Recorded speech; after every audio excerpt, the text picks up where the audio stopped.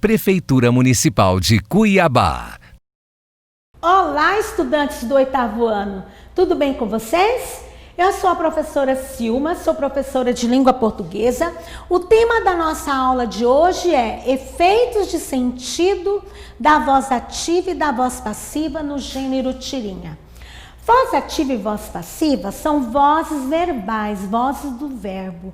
Ai, o que é isso, professora? Que coisa mais estranha. Verbos têm vozes? Sim, tá? Nós temos as vozes verbais e nós as identificaremos em textos, tá? Do gênero tirinha. Bom, eu começo com essa tirinha da Mafalda. Que maravilhosa, não é? Use, compre, beba, coma, prove. Ei, o que eles pensam que nós somos? E o que nós somos? Os malditos sabem que nós ainda não sabemos. Vamos observar os verbos que aparecem na fala do último quadrinho da tirinha da Mafalda? Observem aqui. Os malditos sabem que nós ainda não sabemos. Temos sabem e sabemos. Duas formas verbais do verbo saber. Agora vamos observar o sujeito que pratica a ação de cada um dos verbos. Olha só. Quem sabe? Os malditos. Os malditos sabem. Aqui está falando sobre os malditos. Os malditos são o sujeito da forma verbal sabem. E a outra? Não sabemos, mas está falando de quem? Nós. Nós ainda não sabemos. Aqui o sujeito é nós. A posição do sujeito, bem como sua característica de agente paciente em relação ao verbo, modifica o sentido da frase e, consequentemente, pode alterar seu propósito comunicativo. Então, eu vou voltar lá para mostrar isso para vocês. Olha, os malditos sabem. Quem está fazendo a ação é o sujeito, os malditos. Nós ainda não sabemos. Quem está fazendo a ação é o sujeito, nós. Tá? Então, quando o sujeito faz a ação ou pratica a ação, nós chamamos esse sujeito de sujeito agente. Está bem? Então, nós temos aqui dois sujeitos agentes. Então, como já observaram, esses sujeitos praticam as ações. Então, dizemos que esses verbos estão na voz ativa. Entenderam? Então, quando o sujeito é agente, quer dizer, ele faz a ação, tá? Ou ele, aí nós podemos dizer que a voz verbal é a voz ativa, tá? Então, quando que o verbo está na voz ativa? Quando o sujeito é agente, isto é, ele pratica a ação expressa pelo verbo. Ele faz a ação, está bem? A outra tirinha. Você acredita que nossos destinos são controlados pelas estrelas? Não, acho que podemos fazer o que bem entendemos com nossas vidas. Não é o que o papai e a mamãe me dizem. Quais são os verbos que indicam ação no primeiro quadrinho da tirinha do Calvin e Haroldo? Olha lá, nós temos acredita e temos são controlados, que é uma locução verbal. Então, nós temos um verbo e uma locução verbal. Qual é o sujeito de cada verbo? Acredita. Quem acredita? Você. Você é o sujeito. Agora, olha a outra parte.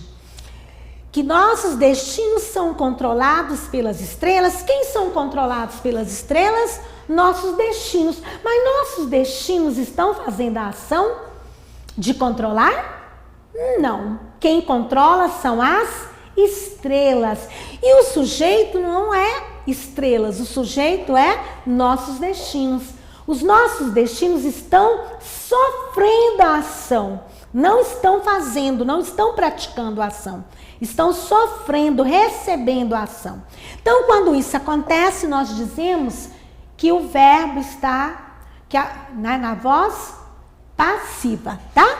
Então, qual é o sujeito de cada verbo? Nós já vimos que é você e depois nossos destinos. O termo você pratica ou sofre a ação do verbo? Nós vimos que ele pratica.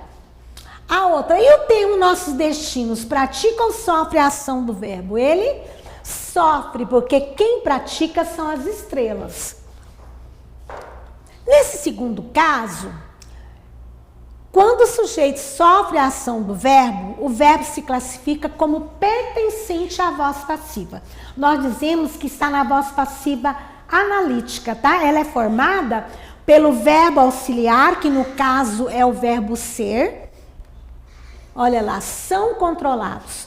O verbo ser auxiliar e o particípio do verbo controlar, tá? Então, sempre a voz passiva analítica é formada por um verbo auxiliar e pelo verbo principal no particípio. Está bem? Então, o termo você pratica ou sofre a ação do verbo? Nós já vimos que ele pratica, tá? E o termo nossos destinos, pratica ou sofre a ação do verbo? Ele sofre, tá? Então, percebo que nesse primeiro quadrinho a segunda ação é revelada através de uma locução verbal. São controlados, tá? É o verbo auxiliar, como eu disse para vocês, são, mais o verbo principal no particípio, controlados. Voz passiva, quando o sujeito é paciente, recebendo a ação expressa pelo verbo. Então, nós dizemos, quando que a voz verbal é ativa?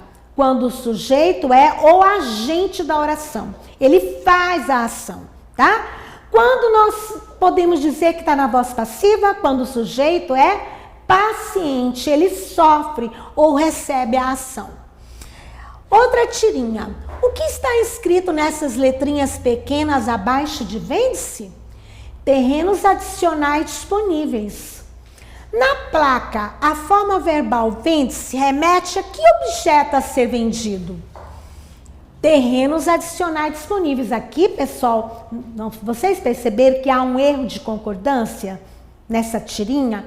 Porque o sujeito paciente são terrenos adicionais disponíveis, estão no plural. Então, deveria ser vendem-se, tá? Vendem-se terrenos adicionais disponíveis. Tá? Então, nós temos aqui um outro tipo de voz passiva. Quando nós temos o verbo, mais a palavra ser, que é uma partícula passivadora, e depois o sujeito paciente. Aí nós vamos chamar, então, de voz passiva sintética. É formada por verbo na terceira pessoa, mais a partícula passivadora, que é a palavra ser, e o sujeito é, portanto, paciente. Como podemos definir as vozes verbais? Eu coloquei aqui para vocês fazerem uma revisão, tá? Quando que é voz ativa? Quando é formada por um sujeito agente, aquele que faz a ação, mais um verbo. Quando que é voz passiva analítica? Quando é formado por sujeito paciente, mais locução verbal. Por que locução verbal? São duas formas verbais juntas. O verbo auxiliar mais o verbo principal no particípio. E quando que é voz passiva sintética? Quando nós temos um verbo mais a palavra ser, que é uma partícula passivadora, e o sujeito paciente, aquele que sofre a ação. Está bem? Bom, então vamos nos lembrar de que precisamos nos cuidar, tá? Precisamos nos proteger para evitar a proliferação do coronavírus, tá? Fiquem em casa, cuidem bem de vocês e de seus familiares, está bem? Um super abraço. Até a próxima. Prefeitura Municipal de Cuiabá.